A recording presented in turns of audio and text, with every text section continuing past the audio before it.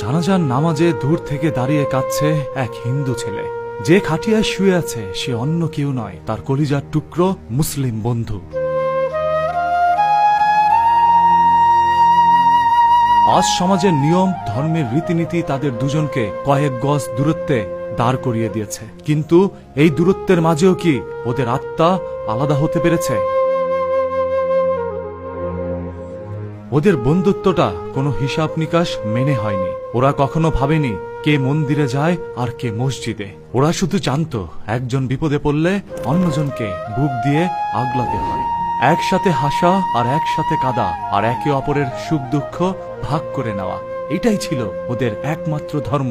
আজ রনি চলে গেছে এমন এক পারে যেখান থেকে কেউ ফেরে না। সমাজ হয়তো আজ বলবে ওদের ধর্ম আলাদা, কিন্তু আকাশের এই নীরব কান্না চিৎকার করে একটা কথাই বলে যাচ্ছে, রক্তের রং যেমন এক, তেমনি চোখের জলের কোনো আলাদা ধর্ম হয় না।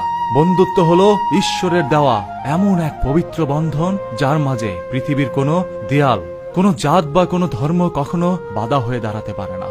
ভালো থাকিস বন্ধু, ওপারে আবার দেখা হবে। আজ একজন মুসলিম বন্ধুর জানাজায় দূর থেকে দাঁড়িয়ে কান্না করছে একজন হিন্দু বন্ধু। এমন একটি দৃশ্য সোশ্যাল মিডিয়ায় যখন ছড়িয়ে পড়ে, তখন এটা দেখে মানুষের বিবেক আরো একবার জাগ্রত হয়ে যায়। বন্ধুত্বের মাঝখানে কখনোই হিন্দু মুসলিমের দেয়াল হতে পারে না। বন্ধুত্বের মাঝখানে কখনোই ধর্ম তাদেরকে আলাদা করতে পারে না। বন্ধু কেবল বন্ধুই হয়।